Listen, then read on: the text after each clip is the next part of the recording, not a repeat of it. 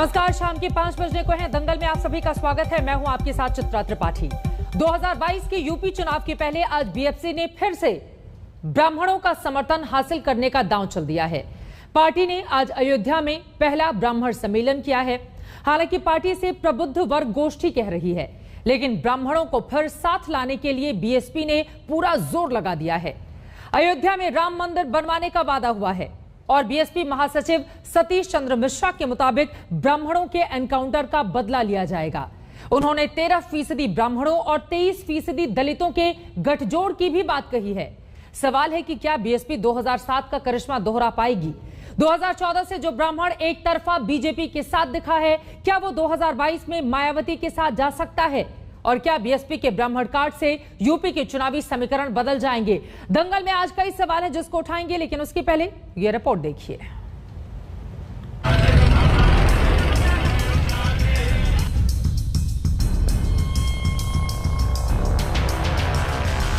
क्या 2022 में ब्राह्मण यूपी की राजनीति में तुरूप का इक्का बनने जा रहा है? क्या मायावती 2007 के अपने दलित ब्राह्मण जोड़ के फॉर्मूले को दोहराने में कामयाब होंगी?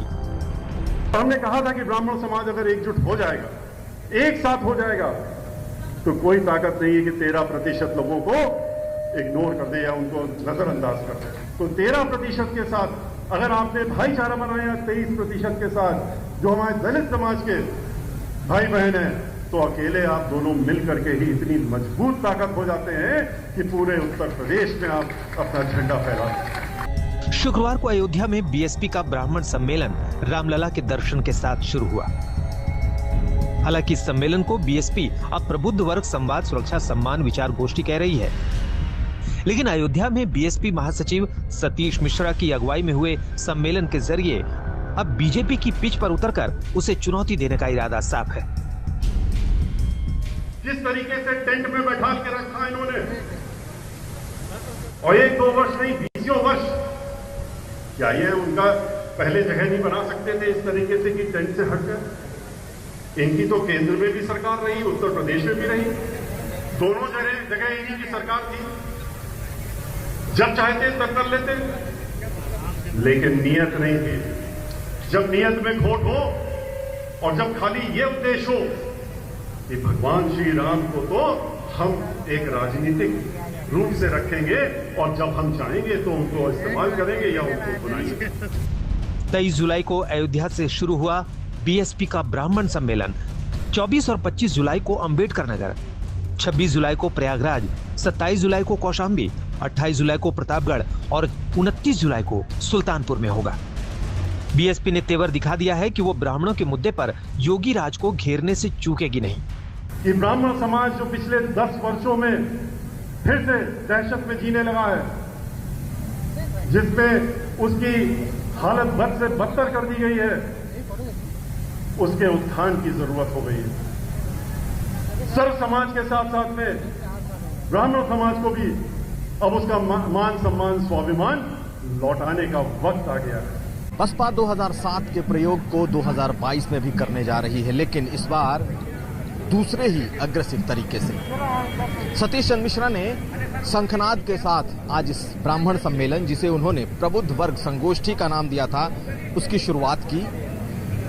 अपने भाषण में साफ तौर पर कहा कि बीजेपी राम मंदिर नहीं बनवा सकती, बसपा ही अपने सरकार में भव्य राम मंदिर बनवाएगी, और आखिर में उन्होंने जय श्री राम का नारा भी दिया। साफ है कि बीएसपी के लिए अब ये ब्राह्मण कार्ड चुनाव का सबसे बड़ा तुरूप का पत्ता होने जा रहा है। यूपी में ब्राह्मणों की तादाद 13% है और 2019 के लोकसभा चुनाव में बीजेपी को 82% ब्राह्मणों का समर्थन हासिल हुआ था।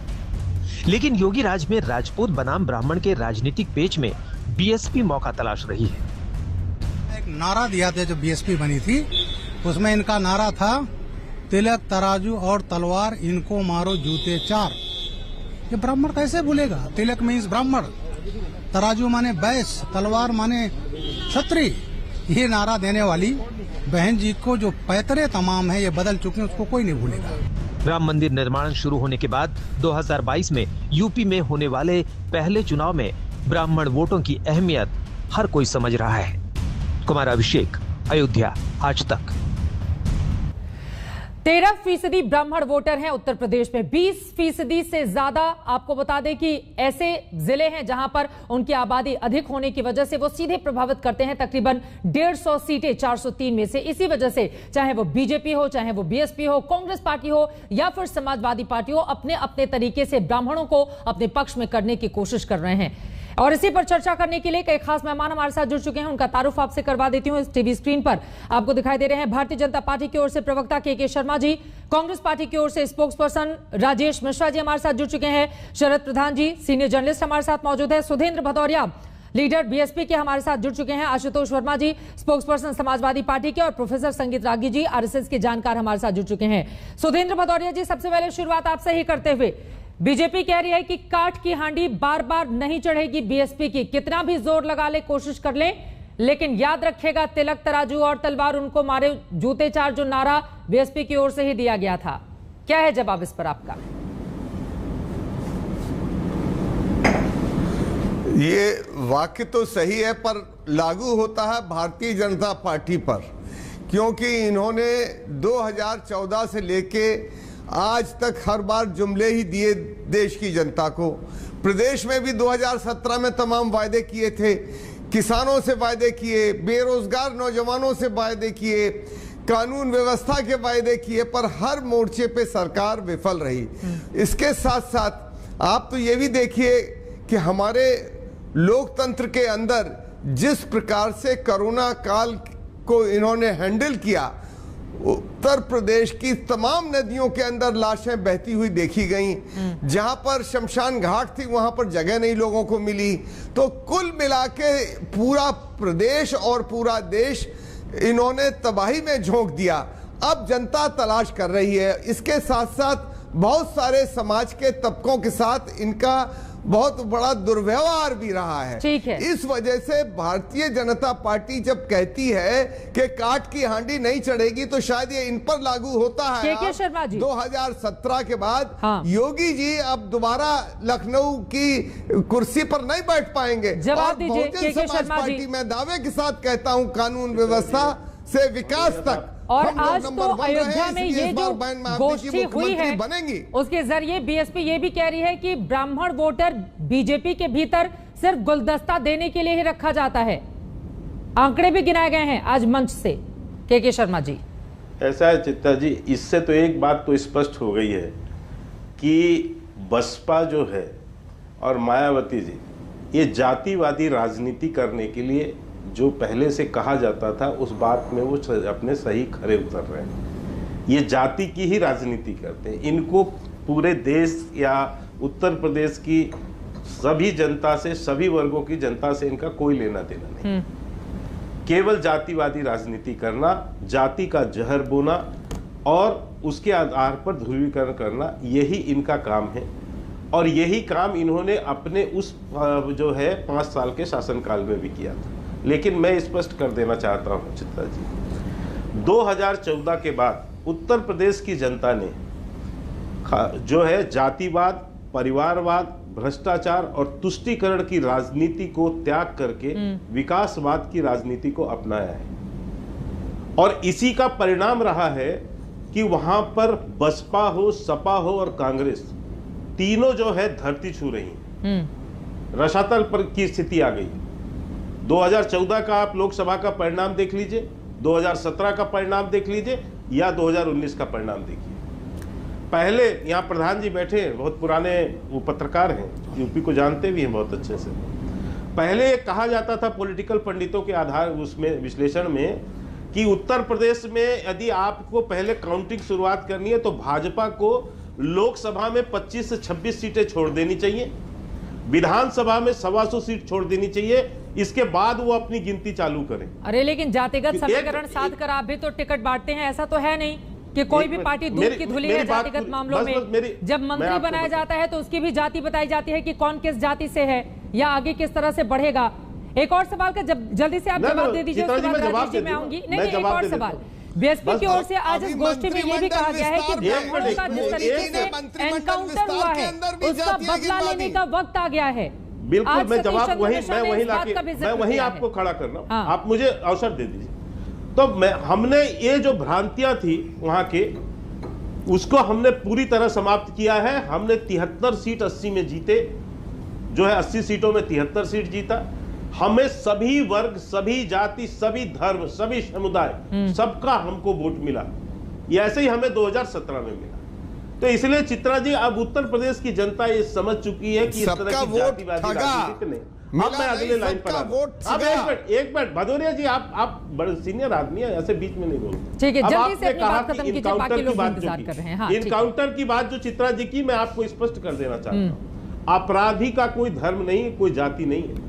अपराधी अपराधी होता है और अपराधी के साथ कानून वही व्यवहार करता है जो एक अपराधी के साथ किया जाना चाहिए, उसमें धर्म नहीं देखे जाते। ठीक है, इसका जवाब आप दीजिएगा सुधींद्र भदौरिया जी। ये बात तो सच है ना कि अपराधी को जाति देखकर मारा जाएगा या छोड़ दिया जाएगा? नहीं जाएगा। लेकिन उसके पहले राजेश मिश्रा जी, कानून का राज है। ठीक है, देश में मोदी और योगी जी का राज है। ठीक और है, कहीं कोई कानून तोड़ने वाला उससे बचेगा। राजेश मिश्रा जी, आज ये गोष्ठी बीएसपी की ओर से जो अयोध्या में आयोजित की गई है, क्योंकि अयोध्या कांग्रेस पार्टी के भी केंद्र में आ गया। हाल फिलहाल में हम सब ने 2017 में भी हम सब ने देखा था। ये बताइए, बीएसपी ब्राह्मणों को अपने पाले में लाने की कोशिश कर रही है, लेकिन उत्तर प्रदेश को सबसे ज्यादा ब्राह्मण मुख्यमंत्री देने वाली कांग्रेस पार्टी आज इतनी पीछे क्यों खड़ी है? राजनीतिक विश्लेषक ये सवाल पूछ रहे हैं। चित्रा जी, मैं आपका आभारी हूं कि आपने खुद बता दिया कि 11 मुख्यमंत्री कांग्रेस पार्टी ने ब्राह्मण दिए थे उत्तर प्रदेश के लिए। आज ये लोग ब्राह्मण को वोट मशीन समझ रहे हैं। अभी मैं के शर्मा जी की बात सुन रहा था। अभी भी सबसे बड़ा व्यक्ति का दुश्मन उसका घमंड होता है। और जिस तरह पूरी भारतीय जनता पार्टी, चाहे इनके मुख्यमंत्री जी, प्रधानमंत्री जी, गृह मंत्री जी, जिस तरह घमंड में चूर होकर अपने आंकड़े बताते हैं, मैं भी, हम लोग भी जमीन पे रहते हैं, 24 घंटा घूमते हैं, और हमारा तो ये अंदाज है कि 22 के बाद 30 साल तक भारतीय जनता पार्टी का कोई नाम लेवा उत्तर प्रदेश में नहीं मिलेगा। जैसे कांग्रेस का नहीं मिल रहा है अभी, नहीं मिलेगा कांग्रेस का। आप सुन लीजिए ना, 30 साल हो गए। 89 के बाद कौन आया और कहां गलती हो गई? इन लोगों ने जात की राजनीति की, इन लोगों ने झूठे वादे किए जनता से, इन लोगों ने, मतलब पहली बार मैं सरकार को देख रहा हूं कि पार्लियामेंट के अंदर भी आंकड़े गलत बता रही है। पहली बार अब पार्लियामेंट के अंदर आंकड़े झूठे दिए जा रहे हैं। ये कौन सी सरकार है? कोई सिद्धांत है इनके पास? कोई कानून नाम की चीज है इस सरकार के अंदर? और अभी भी बात करते हैं, जहां तक ब्राह्मण की बात है, ब्राह्मण उत्तर प्रदेश में नहीं पूरे देश के अंदर ये शुरू से कांग्रेसी रहा है। आजादी के बाद से 89 के बाद उत्तर प्रदेश में ब्राह्मण ने कांग्रेस को छोड़ा। ये राम मंदिर का जब आंदोलन शुरू हुआ, राम मंदिर का आंदोलन तेज हुआ, तो ब्राह्मण भारतीय जनता पार्टी के शर्मा जी इनकी सरकार बनवाई। हाँ। इनकी सरकार बनवाई। तो अब आप मान रहे हैं ना कि ब्राह्मण आपका साथ छोड़ दिया, इस वजह से कांग्रेस पार्टी अपनी सरकार नहीं बना पाई, यानी कि ब्राह्मणों को लेकर बहुत सारी गलती की गई। कुल मिलाकर जाति की राजनीति यहाँ पर भी आ जाती है कि ब्राह्मण ने साथ छोड़ा तो फिर हम कहीं के नहीं रहे यूपी में। चित्रा जी प्लीज आपने हमें बैठा है, मेरी बात पूरी सुन लीजिए। मेरी बात आप मेरे जवान से खींचना चाहती हैं, इससे मैं स्वीकार नहीं कर सकता। मैं भाषण नहीं दे रहा हूँ। उनकी सरकार बनी, उसके बाद बीजेपी से नाराज हुए ब्राह्मण, वो सपा को भी दिए, उसके बाद बसपा को भी दिए। और आज की तारीख में जिस तरह उत्तर प्रदेश के मुख्यमंत्री और भारतीय जनता पार्टी की सरकार, जब से ये सरकार बनी है, और जितना ब्राह्मणों का नुकसान इस सरकार ने किया, आजादी के बाद आज तक किसी सरकार ने नहीं किया था। हमारे पास आंकड़े हैं, अभी मैं बोलूंगा तो आप कह देंगे कि आप भाषण मत दीजिए, भाषण नहीं दे रहा हूं। लेकिन जितना नुकसान इन लोगों ने किया, किसी ने नहीं किया। और सपा बसपा को किसी भी कीमत पर अब ब्राह्मण वोट देने के लिए तैयार नहीं है। ठीक है, देखिए पूजा की राजनीति चल रही है। अयोध्या में सतीश चंद्र मिश्रा पूजा करते हैं, तो गोरखपुर में योगी आदित्यनाथ, ये तस्वीरें आपके सामने हैं। उनके साथ सांसद रविकिशन शुक्ला भी इन तस्वीरों में दिखाई दे रहे हैं। उप मुख्यमंत्री की भी ये तस्वीरें आपके सामने हैं। यकीनन उत्तर प्रदेश में ये जो पूजा पाठ की राजनीति है, इसने भी कई सवालों को जन्म दे दिया है, खासतौर से 2014 के बाद, क्योंकि बीजेपी इसी मामले को लेकर अग्रेसिव तरीके से आगे बढ़ी है और फिर पलड़ा उसका भारी होता हुआ चला गया है।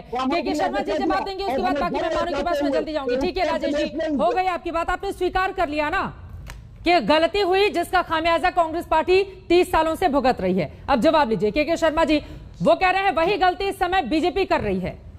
चित्रा जी, राजेश मिश्रा जी जो कांग्रेस के प्रवक्ता हैं, उन्होंने तो स्पष्ट कर ही दिया, और विपक्ष में जो बचे हैं सपा, वो भी अभी स्पष्ट कर देगी। ये सब टोटल जो है जाति आधारित राजनीति करने के लिए जाने जाते हैं। ये जाति का जहर ही इनको बोना है, क्योंकि इनके पास उपलब्धि के नाम पर एक शब्द नहीं है। ये एक बात नहीं बता सकते कि हमने उत्तर प्रदेश की जनता के लिए क्या किया था, आज भी नहीं बता, और उसी के कारण से आता है वहां से। लेकिन अब मैं बताता हूं कि अब इनको क्यों मंदिर की आवश्यकता पड़ रही है। पिछले बार भी, अब राजेश जी आप थोड़ा शांति रखिए, आप बीच में, मैंने नहीं बोला था, आप क्यों बोल रहे हैं? चित्रा जी को शांत कराइए ना, क्यों तकलीफ हो जाती है मेरी बात। राजेश जी मैं आपको बताना चाहता हूँ कि देखिए, आप जब अकेले बोलेंगे तभी स्पष्ट आवाज आएगी। के शर्मा जी मंदिर और मस्जिद इसलिए याद आते हैं, चित्रा जी मैं आपको याद दिलाना चाहता हूँ, पिछले बार भी 2019 में, 2017 में यही प्रियंका गांधी राधे मां बन के चादर ओढ़ के घूम रही थी, यही राहुल गांधी मंदिर मंदिर घूम रहे थे।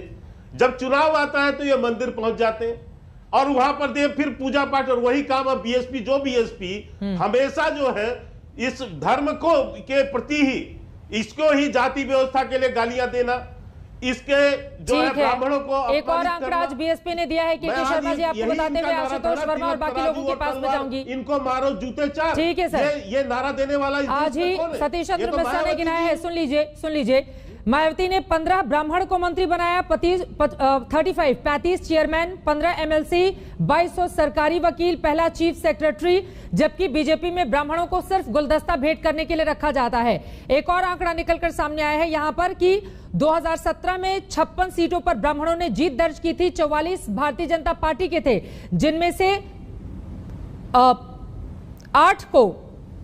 8 को मंत्री बनाया गया। यह आंकड़ा इस वक्त निकलकर सामने आया है। और दिनेश शर्मा और श्रीकांत शर्मा यही लोग हैं जो जिनके पास महत्वपूर्ण मंत्रालय हैं। तो यह आंकड़ा भी जारी किया जा रहा है बीएसपी की ओर से। लेकिन एक बार आशुतोष वर्मा जी, ब्राह्मण तो धुरी बन गए हैं ना इस समय, समाजवादी पार्टी कैसे देख रही है? जातियों की पार्टी तो आप लोग खूब करते हैं, कोई राजनीति नहीं करती, और जितनी तादाद यादवों की है ब्राह्मण भी उतने पे ही आकर खड़ा हो जाता है। तो कहाँ अपने आप को जो है ब्राह्मण से जोड़ने के लिए आप लोगों की क्या कोशिश है?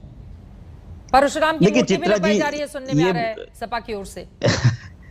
चित्रा जी, ये बहुत दुखद है कि हम राष्ट्रीय चैनल पे चुनाव के 6 महीने पहले हम जातियों की राजनीति पे चल के, और अभी हम लोग वैश्विक महामारी से लड़ रहे हैं, और उत्तर प्रदेश के चुनाव में फिर जातियों के बारे में कह के मुख्य मुद्दों से हटाया जा रहा है। और ये कहीं ना कहीं भारतीय जनता पार्टी का खेल है, क्योंकि किसी तरीके से कांवड़ यात्रा पे बहस हो, किसी तरीके से धर्मांतरण बहस होने लगे, लव जिहाद पे आओ बहस कर लेते हैं, आओ कोरोना में जो फर्जी वो परेशानियां हो रही हैं कि वो तबलीगी जमात की बातें हो रही हैं, कोई शमशान की बात करने लगता है। ये क्यों होता है? ये समझना पड़ेगा। ये नैरेटिव बनाया जाता है कि जातियों की बात करके। नहीं, ब्राह्मण सम्मेलन का पूरा कैलेंडर ही जारी कर दिया है बीएसपी ने, जिसकी भी लिस्ट है। ये जातियों की राजनीति इसलिए की जा रही है कि जिसके पास काम बताने को नहीं आ रहा है। जब हम किसान की बात कर रहे हैं, हम बेरोजगारी की बात कर रहे हैं, महंगाई की बात कर रहे हैं, अस्पतालों की बात करें, शिक्षा की बात करें, और ये बात कर रहे हैं ब्राह्मणों की बात कर रहे हैं। और के शर्मा जी क्या बता रहे?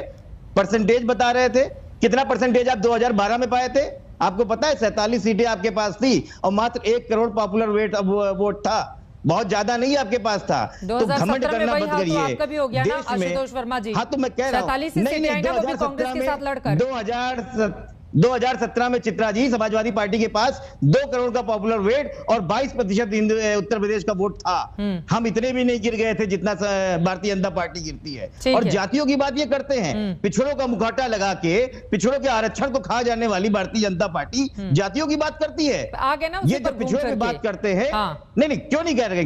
देखिए, जब विकास की बात करनी होती है तो ये ब्राह्मण और ये यादवों की बात करते हैं। इनको मुद्दों की बात नहीं करनी है, इसलिए इस तरह की बातों का नैरेटिव देश में बनाना है। उसको चलने नहीं देंगे, हंगामा करेंगे और आप कहेंगे कि मुद्दों की बात, मुद्दों के लिए 5 साल भी थे, जनता देख भी रही थी कि मुद्दों की बात कौन सी पार्टी कर रही है। सरकार को घेरने के लिए ना विपक्ष को इसीलिए ताकतवर बनाया जाता है, जनता सब देख रही होती है। चलिए बाकी लोगों की बात करते हैं। शरद जी, देश में बड़े बड़े लोगों की जासूसी होगी, कोई जवाब नहीं मांगेगा। हाँ, तो जवाब मांगिए ना, इसीलिए तो संसद में जवाब मांगिए। जनता देख ही रही है ना, लेकिन जवाब मांगने की बजाय हम सब ने देखा कैसे तोड़फोड़ और पार्टी वो पेपर फाड़े जा रहे हैं वहां पर। शरद प्रधान जी, ये बताइए, ब्राह्मणों को अपने पक्ष में लाने के लिए पार्टियां इतनी ज्यादा उतावली क्यों दिखाई दे रही हैं? ब्राह्मण क्या हाल में इतने ज्यादा महत्वपूर्ण हो गए हैं या फिर कोई खास वजह है इसके पीछे की? चाहे बीजेपी हो, बीएसपी हो, कांग्रेस पार्टी हो या फिर समाजवादी पार्टी हो, वो लगातार अपनी कोशिशें कर रही है और बाहें फैला रही है। क्या यह हमारी पार्टी में? देखिए, बड़ा सिंपल है। ये जितनी भी पार्टियां हैं, आपने देखा ही अभी हर पार्टी का नुमाइंदा ये बताने की कोशिश कर रहा है कि वो विकास की बात करता है और जातिवाद नहीं करता है। और अगर जातिवाद नहीं कर रहे होते तो क्या तकलीफ थी इनको, क्या परेशानी हो गई? एक पार्टी कर रही है ब्राह्मण सम्मेलन। तो सारी प्रॉब्लम ये है कि जातिवाद और धर्मवाद के अलावा इन किसी भी पॉलिटिकल पार्टी के पास कोई इशू नहीं है। विकास के नाम पे तो सिर्फ लोगों को बहकाया जाता है, बेवकूफ बनाया जाता है, और सब पार्टीज का एक जैसा हाल है। और आज की डेट में जब इलेक्शन पास आ रहा है तो बड़ा नेचुरल है इनके लिए कि ये शुरुआत करें। और मेरा मानना ये है, मेरा मानना ये है इसके बारे में, जो अभी जो सम्मेलन हो रहा है, जो हम डिस्कस कर रहे हैं अयोध्या में बसपा ने जो काज किया है और अगले 7 दिन तक और चलता रहेगा अलग अलग जगहों पे, उसके पीछे बड़ा स्पष्ट दिखता है। देखिए ये इसमें अब कोई शक नहीं है कि मायावती जी के अभी तक जितने स्टेटमेंट्स आए हैं, जितने एक्शंस रहे हैं उनके पिछले कई महीनों के, उससे साफ जाहिर है कि वो सब कुछ बस बीजेपी को हेल्प करने के लिए कर रही हैं। उनको अगर बीजेपी की बी टीम कहा जाएगा तो गलत नहीं है, तो कहा जा रहा है। और वो बड़े चाहे किन्हीं वजह से हो, ईडी हो, सीबीआई हो, जो भी हो, कि अभी भी सबको मालूम है कि उसकी तलवारें लटकी हुई हैं इनके ऊपर, इनके भाई के ऊपर। बीजेपी को कैसे फायदा? तो सुनिए, बता रहा हूँ आपको। देखिए इस तरीके से फायदा, अभी ब्राह्मण जो है वो खास तौर से योगी आदित्यनाथ की सरकार से नाराजगी है उसमें, क्यों एक बन गई ये धारणा कि वो बहुत ज्यादा प्रो ठाकुर हैं। तो उनको इस टाइम बीजेपी को खतरा है कि ब्राह्मण वोट उस तादाद में इस बार नहीं मिलेगा उन्हें, शायद काफी कम हो जाए। तो वो बिखरने के बजाय सपा को मिले वो, क्योंकि मेन ऑपोजिशन पार्टी शायद सपा ही बन पाएगी। तो कांग्रेस की स्थिति बहुत खराब है। तो उसमें जो है वोट अगर स्प्लिट करके थोड़ा सा वोट बीएसपी में चला जाता है तो इनका बेनिफिट होता है, क्योंकि अगर वो सपा में चला जाए तो सपा में बहुत लार्जर नंबर में डिफरेंस आ जाएगा। सपा के पास अदरवाइज मुसलमान और यादव के अलावा कोई वोट नहीं है। और अगर ब्राह्मण का जो है अगर आधा 50% वोट भी चला गया तो सपा के लिए बहुत बड़ा बेनिफिट हो जाएगा वो बड़ा। अच्छा, और ब्राह्मण के साथ एक और वो है कि ब्राह्मण इन्फ्लुएंस करता है वोटर को, उसकी अपनी तादाद ज्यादा नहीं है, 10-11% है, 13% का है, वो इन्फ्लुएंस करता है। तो उसका जो बेनिफिट है, किस तरीके से उसको कंफ्यूज कर रहे हैं। और ये बसपा को सडनली याद आया है ब्राह्मण का, जब तक पावर में थे तो ये फैक्ट है कि इन्होंने कोई खास कुछ किया नहीं ब्राह्मण्स के लिए। चर्चा बहुत थी। ये महत्वपूर्ण बात आपने बताई है। बीजेपी और बीएसपी दोनों से ही इस सवाल का जवाब लूंगी, लेकिन संगीत रागी जी, आपने सुना शरद जी को भी, उन्होंने बताया विस्तार से कि आखिर ब्राह्मण इतने ज्यादा महत्वपूर्ण क्यों हो गए हैं। और बीजेपी की बी टीम बनकर बीएसपी इस वक्त काम कर रही है ताकि वोटर अगर बढ़ते हैं तो समाजवादी पार्टी के पक्ष में जाकर वोट नहीं करें, जिससे बीजेपी को फायदा हो जाए। तो हैरानी हो रही है कि राष्ट्रीय चैनल पर जातियों का विमर्श इतना खुल्लम खुल्ला होगा, ये मैंने कभी सोचा नहीं था। और मुझे बड़ा दुख हो रहा है। शरद प्रधान जी से मैं एक बेहतर उम्मीद कर रहा था, लेकिन उन्होंने भी अपने विश्लेषण में एक बात जोड़ ही दिया कि ये परसेप्शन बन गया है भारतीय जनता पार्टी की सरकार ने उत्तर प्रदेश में राजपूतवाद किया है और ब्राह्मणों के खिलाफ काम किया है। मैं नहीं जानता कि इस परसेप्शन का आधार क्या है, कोई इस प्रकार का सर्वे रहा है या नहीं रहा है, लेकिन जब इस प्रकार के राष्ट्रीय चैनल पर हम इस बातें करते हैं तो हमको लगता है कि हम, मुझे कहना नहीं चाहिए, लेकिन हम कोई सत्य इसके पीछे नहीं होता, तर्कहीन बातें हैं। यदि ब्राह्मणों का इतना ही बड़ा ऐसा उनके साथ गलत हुआ होता तो कांग्रेस पार्टी का ब्राह्मण नेता भारतीय जनता पार्टी जाकर के क्यों ज्वाइन करता? उन्हें तो जाकर के समाजवादी पार्टी ज्वाइन कर लेना चाहती है। सत्य तो यह है कि पत्रकार भी खेमे के शिकार हैं, वो भी एक न एक खेमा पकड़े हुए हैं और वो वैचारिक खूंटे से बंद करके वह भी उसी अनुसार राष्ट्रीय चैनल पर वैसे भी वही बात करते हैं।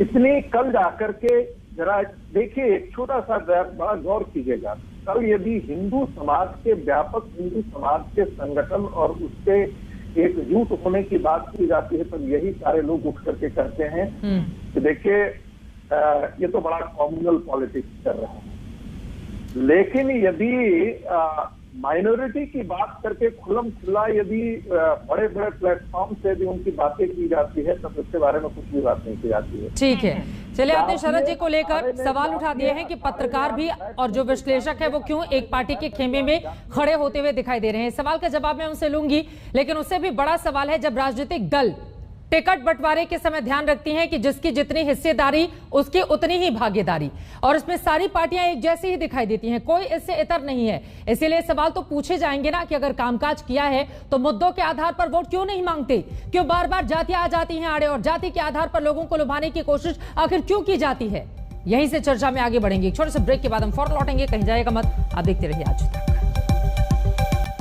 राजनीति है तय, पंडित जी की जय। मायावती की राजनीति आजकल कुछ इन्हीं लाइनों पर आगे की ओर बढ़ती हुई दिखाई दे रही है। 2007 के फॉर्मूले को बहन जी एक बार फिर से आजमाना चाहते हैं 2022 के लिए, लेकिन क्या ऐसा संभव हो पाएगा? ब्राह्मण एक बार फिर से, जिसको लेकर आज जोर शोर से तैयारी अपनी दिखाई गई बीएसपी की ओर से और ब्राह्मण समुदाय को पक्ष में करने की कोशिश की गई, क्या वास्तव में इसमें कामयाबी मिल पाएगी? आपको दिखा रहे हैं बीएसपी ब्राह्मण सम्मेलन का यह पूरा का पूरा कैलेंडर। 13% ब्राह्मण है, जिनको 23% दलितों के साथ मिलकर एक बार फिर से सत्ता में वापसी की राह ताक रही है मायावती जी। लेकिन क्या ऐसा संभव होगा, यह अपने आप में बड़ा सवाल है। एक बार फिर से के शर्मा जी, आपका रुख करते हुए, बीएसपी का ब्राह्मण कार्ड तो लगातार जारी है, लेकिन देखिए शरद जी ने जो बातें कही वो बातें अंदर खाने तो आपकी पार्टी के भी बहुत सारे नेता कहते रहते हैं। सूत्रों के हवाले से मीडिया रिपोर्ट छपती रहती है कि ब्राह्मण नाराज है, उनको मनाने की कोशिश की जा रही है, उनको जगह देने की कोशिश की जा रही है, तवज्जो दी जा रही है। तो इस खबर में सच्चाई भी तो है ना सर? नहीं है? नहीं चित्रा जी, ये शरद जी जैसे तथाकथित पत्रकारों के ही आकलन थे। मैंने बहुत पहले स्टेटमेंट पे ही ये बात कही थी। वही पत्रकार ये सूत्रों से ऐसी जो है खबरें निकालते हैं। इसलिए मैं याद दिला रहा हूँ शरद जी को कि शरद जी, आप अभी जब 2019 के चुनाव थे और 2017 के चुनाव थे, तो आप यहीं जब ये बुआ और भतीजे का जो गठबंधन हुआ था, तब आप ही ये समीकरण गाते फिरते थे टीवीओं में कि साहब अब तो मुस्लिम और यादव और दलित इनका होगा गठबंधन और ये पूरी तरह सफाया कर देगा भाजपा को। तो ये आपके विश्लेषण हुआ करते थे, और यही विश्लेषण जब कांग्रेस और इसके हुए सपा के यूपी में 2 छोरे जिनको उत्तर प्रदेश की जनता ने छुआरा बना दिया, उस समय भी आप यही कहा करते थे कि अब वो ब्राह्मण वो होंगे और ये होंगे और ये। तो ये आप निरंतर इसीलिए कहा था कि आप जैसे कुछ पॉलिटिकल पंडित जो है, तो आज आपके पास कोई रास्ता नहीं है, तो आप ये आरोप लगाएंगे ही कि ये भाजपा की बी टीम है, सी टीम है, डी टीम है। शरद प्रधान जी, ये बात तो सच है ना कि 2014 के बाद से जातियां टूटी और बीजेपी को एक मुश्त वोट मिला। अगर सिर्फ जाटव और यादव वोटरों को हम छोड़ दें तो बाकी पार्टियों का उसको पुरजोर समर्थन मिला, 14 हो, 17 हो, 2019 हो। इस बात से इनकार तो नहीं किया जा सकता। नहीं, बिल्कुल नहीं किया जा सकता। वो नरेंद्र मोदी का मैजिक था, वो नरेंद्र मोदी का मैजिक था और किसी का नहीं था। और ये जो कहने की कोशिश कर रहे हैं, मुझे इनकी बात पर इसलिए हंसी आती है, इनकी याददाश्त बड़ी कमजोर है। कोई बात नहीं, हो जाती है, किसी वजह से हो गई होगी कमजोर, कभी कभी कर ली जाती है। क्योंकि थोड़ी देर पहले ये बड़ी तारीफ कर रहे थे इनके, पता नहीं क्या इनके बुद्धि है, क्या है। बहरहाल इनका जो कहना है, इनका सुन लीजिए, आपकी समझ गलत हो गई। मैंने कहा था आप जैसे पॉलिटिकल पंडित ये गाते फिरते थे उत्तर प्रदेश में कि उत्तर प्रदेश में गिनती चालू करनी है तो पहले 25 सीटें छोड़ दीजिए। ये आपके फिलॉसफी, ये आपका फिलॉसफी होता था शरद जी, हमें मत बताइए। मेरा जो है, मेरी याददाश्त खराब है, सुन लीजिए। मेरी याददाश्त खराब नहीं है, जब मेरे आपके बयान होते थे उत्तर प्रदेश में। एक एक करके अपनी बात रख लें। आपको चोट लगेगी, ठीक है, आपको चोट लगेगी। के शर्मा जी, अब मैं इस चोट का जवाब ले लेती हूँ। वो कह रहे हैं आपको चोट लगेगी, बताइए क्या मरहम है आपके पास? आपको चोट लग गई है तो कैसे बचेंगे आप इस तरह की दलीलें? मैं बता देता हूं आपको, ये सच बात है। मैंने चित्रा जी पहले आपको ये बात कही है, मैंने पहले ही ये बात कही है, हम किसी जाति इसकी कोई राजनीति करते ही नहीं। उनकी बात सुन लेते हैं, क्योंकि आपने भी और संजीत रागी जी ने भी, दोनों ने सवाल उठाए। उसके बाद सुधींद्र साहब, मैं फौरन आपके पास आऊंगी। शरद जी, पहले मैं अपनी बात खत्म करूंगा। एक लाइन बोल लीजिए प्लीज। नहीं, मैं एक लाइन बोल के खत्म करता हूं, फिर आप शरद जी को बुलवाई। मैं आपको पुनः कह रहा हूं चित्रा जी, भारतीय जनता पार्टी 2014 से निरंतर हम जातिवाद, परिवारवाद, तुष्टीकरण की राजनीति को अलग रख के कर रहे हैं। और विकासवाद में मैं आज कहना चाहता हूं कि आज हम गर्व के साथ एक कह रहे हैं कि 36,000 करोड़ रुपए के 86 लाख किसानों का हमने ऋण माफ किया। गन्ना किसानों के लिए 1,12,000 करोड़ का भुगतान किया। यूपी में शहरी क्षेत्रों में 22 से 24 घंटे हम निरंतर बिजली दे रहे हैं। 3 करोड़ परिवारों को नियमित बिजली कनेक्शन दिया है। 2 करोड़ 80 लाख लोगों को हमने एलईडी बल्ब दिया है। हमने वहां पर स्कूलें खोली हैं, हमने नए कॉलेज खोले हैं। हम इन सब अपने जो है विकास के कामों को तो संसद भवन के पास जो किसान जा रहे हैं हर रोज 200 की तादाद में, उनको समझा पाने में नाकाम क्यों साबित हो रहे हैं? अगर किसानों का आप जिक्र करेंगे तो उस पर नहीं जाते हुए शरद जी जल्दी से आप जवाब दीजिए। सुधींद्र जी मैं फौरन आपके पास आऊंगी। सिर्फ इतना कहना चाह रहा हूँ कि इनकी याददाश्त इतनी कमजोर है क्योंकि ये भूल जाते हैं कि उस टाइम पे जब मैं बोलता था तो अखिलेश यादव की भाषा वैसी थी जैसी ये इनकी भाषा है हमारे लिए। तो जो पावर में होता है उसको तकलीफ, क्योंकि आपको आदत हो गई है गुलामों की, और पत्रकार का काम नहीं है गुलामी करना। जो करते नहीं है, अरे आप सुनिए पहले, अब आप बीच में मत बोलिए, बीच में मत बोलिए, बीच में मत बोलिए, सफाई नहीं दे रहे हैं। हम बता रहे हैं आपको, आप दे रहे हैं, कौन नहीं जानता आपको सरद साहब? बड़े सम्मान के अदब के साथ कहता हूं, कौन नहीं जानता आपको? अरे नहीं नहीं, आपके जानने की जरूरत नहीं है, हमें इससे नहीं मतलब। आप बोलने देंगे कि नहीं? अगर आप नहीं बोलेंगे तो अब की बार हम आपको बोलने नहीं देंगे। मैं आपको हम भी आपको नहीं बोलने देंगे। अगर आपने ये क्या ये बदतमीज आदमी है बीएसपी का, आप साबित करके दिखाइए कि बीजेपी और जो है बीजेपी की बी टीम है बीएसपी। केवल बोलने के लिए कौन नहीं जानता यार? केवल बोलने के लिए नहीं, केवल बोलने के लिए नहीं। अरे केवल बोलने के लिए नहीं। आप पेड नौकर हैं बीजेपी के, तो इसलिए आप बोलेंगे। आप कीजिए, आप इतने जलील हो गए, नहीं करते हैं। हम मुद्दे पर आते हैं, हम मुद्दे पर आते हैं जिस मुद्दे को लेकर पार्टियां आगे बढ़ेंगी। ठीक है सर, आप दोनों लोगों की बात खत्म हो गई। ये व्यक्तिगत टिप्पणी करने की जगह नहीं है, ना ये प्लेटफॉर्म है। ठीक है ना सर? अब मैं आ जाती हूँ सुधींद्र जी आपके पास। ये जो आप लोग नारा देते थे, ब्राह्मण शंख बजाएगा, हाथी दौड़ा आएगा, सर ब्राह्मण कब तक शंख बजाता रहेगा आपके लिए? ये जो समुदाय है वो पलट के पूछेगा ना कि हमारा वोट लेने के बाद आपने क्या किया, और अगर आपने काम किया है इस समुदाय के लिए भी और 2007 से लेकर 2012 तक के लिए भी, तो फिर आपको जाति के आधार पर वोट मांगने की जरूरत क्यों पड़ रही है सुधींद्र जी? देखिए, मैं आपको अभी बहुत सारे लोग ए टीम, बी टीम, सी टीम, डी टीम ये सब गिना कर रहे थे। आप पिछले 30 वर्षों के आंकड़े उठा के देख लीजिए। ये लोग हमेशा बहुजन समाज पार्टी, क्योंकि ये हल्ला बोल की पार्टी नहीं है, क्योंकि चौराहों पर खड़े होकर शोर करने वाली पार्टी नहीं है, क्योंकि बसों को जलाने वाली पार्टी नहीं है, इसलिए इनको ए टीम बी टीम और दिखाई देती हैं। बहुजन समाज पार्टी को कम करके ये आंकते हैं। तो बहुजन समाज पार्टी की सुप्रीमो 4 बार इस प्रदेश में मुख्यमंत्री रही हैं। और मैं आपको बतला देना चाहता हूं, जहां तक भारतीय जनता पार्टी का सवाल है, तो भारतीय जनता पार्टी भी समझौता कर लेती है जब मौका आता है तो महबूबा मुफ्ती से।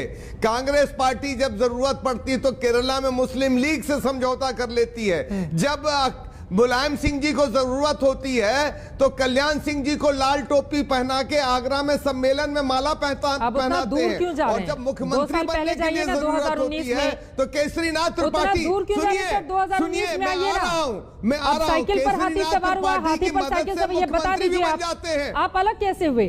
और आप ये कह रहे हैं कि सड़क पर उतरकर हंगामा करने वाली पार्टी नहीं है आपकी, तो सर आप फिर कौन सी पार्टी हैं?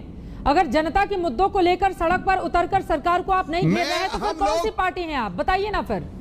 तो क्या फिर जाति के आधार पर आप वोटों को एकजुट करने की कोशिश करते हैं? हम संविधान को, मैं बता रहा हूं, मैं आ रहा हूं उस प्रश्न पर। हम लोग संविधान को मानते हुए शांतिपूर्ण ढंग से लोकतांत्रिक प्रक्रियाओं में हिस्सा लेते हुए, चाहे वो चुनाव की हो या शांतिपूर्ण प्रतिरोध की हो, संसद में हो या संसद से बाहर हो, हम धरना देते हैं, शांतिपूर्ण ढंग से देते हैं। हम भी विरोध करते हैं शांतिपूर्ण, पर हम बस और नहीं जलाते, हम रेल को, पटरियों को नहीं उखाड़ते। ये अंतर है हम में और अन्य पार्टियों के अंदर। मैं समझ गई, इसीलिए मैं लेकिन आप उनका इतिहास गिना रहे थे, मैं उनके पास जाऊंगी क्या, और पढ़े लिखे को फारसी क्या। लेकिन जब हम आईने में खुद को देखेंगे तो अपने आप को कैसे इस बात से इनकार कर पाएंगे कि क्या हम सपा के साथ नहीं गए, क्या हम बीजेपी के साथ नहीं गए? कौन सी पार्टी के साथ आप नहीं गए हैं सर सरकार बनाने के लिए? कौन सी पार्टी के साथ बीएसपी नहीं गई है? आप बताइए ना दर्शकों को। अरे हम कह रहे हैं कौन सी पार्टी नहीं गई है, किसके साथ? कौन सी पार्टी नहीं गई है किसके साथ, ये बतलाइए ना आप मुझे। बताइए कि कौन सी पार्टी महबूबा मुफ्ती के साथ नहीं गई, कि मुस्लिम लीग के साथ नहीं गई, कि कल्याण सिंह के साथ नहीं गई, कि किसके साथ कौन नहीं गया, ये बताइए। मैं जवाब दे देता हूँ। बताइए फिर। पहले चीज तो भदौरिया जी यही गलत कह रहे कि हम मुस्लिम लीग के साथ गए। तो ये केरल में कहीं मुस्लिम लीग के साथ हम नहीं रहे, लेकिन इनको कोई वो नहीं है केवल भाई केरला के अंदर मुस्लिम लीग के साथ अब इनको थोड़ा शांत कराइए, चित्रा जी बहुत बोला है इन्होंने। अब मैं दूसरी बात कहता हूं, केवल शरद जी मेरे से बड़े भाई हैं। देखिए शरद जी, जब तर्क थोथे हो जाते हैं तब जो है व्यक्तिगत टिप्पणियां करनी पड़ती हैं। आपने मेरे ऊपर व्यक्तिगत टिप्पणी किया, आपको जानकारी नहीं, जिंदगी भर नौकरशाही आपने की होगी पत्रकारिता में। मैंने हमेशा राजनेता नेतागिरी की है, मैं राष्ट्रीय प्रवक्ता हूं भाजपा का, मैं किसी की नौकरी नहीं करता, तो कम से कम व्यक्तिगत टिप्पणी करने से पहले विचार किया। ठीक है सर। राजेश मिश्रा जी, एक आखिरी आपके पास तर्क है तो जवाब क्लैरिफिकेशन। मैं एक बात कह के समाप्त करता हूं, केवल एक बात कह के, बस एक बात कह के समाप्त कर रहा हूं चित्रा जी, कि ये चुनाव हम जो है विकास पर लड़ेंगे और विकास के बल पर हम पुनः जीतेंगे। हम भदौरिया जी, बसपा को और सपा को जो जाति और धर्म की राजनीति पर अपने बैसाखी पर टिकी है, उनको हम पूरी तरह से हराएंगे। अयोध्या में मंदिर बनवाएंगे, भव्य मंदिर बनवाएंगे। 1-1.5 साल से क्या कर रही है बीजेपी, जिसने कुछ नहीं किया। मंदिर का तो विरोधी लोगों ने किया है, वो कह रहे हैं भव्य मंदिर बनाएगी हमारी सरकार आएगी तो। बसपा सपा ने तो कार सेवकों को गोली मारी, सपा ने कार सेवकों को गोली मारी और बसपा जो है जबान बंद करके मौन समर्थन करती रही उन हत्याओं का, निशंस हत्याओं का। ये क्या आज मंदिर की बात करेंगे? ठीक है, वक्त इतने की इजाजत देता है। जल्दी से एक क्लोजिंग कमेंट ले लेते हैं राजेश जी, जल्दी से। जी देखिए,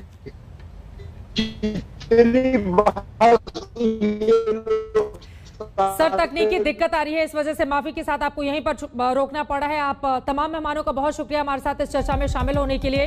देखिए, उत्तर प्रदेश में जाति की राजनीति राजनीतिक पार्टियों के लिए मजबूरी भी है और बहुत जरूरी भी है। उसी के आधार पर राजनीतिक पार्टियां अपने भविष्य को तलाशती हैं और अपने अपने हिसाब से लगातार पलड़े चेंज करती हुई चली जाती हैं। इस बार बीएसपी सुप्रीमो की ओर से ये जो ब्राह्मण कार्ड 2007 की तरह फिर से चला गया है, क्या बीजेपी की वोट बैंक में वो सेंध लगा पाएंगी या बीजेपी फिर से बाजी मार ली जाएगी या कांग्रेस और समाजवादी पार्टी कोई कमाल कर पाएंगी?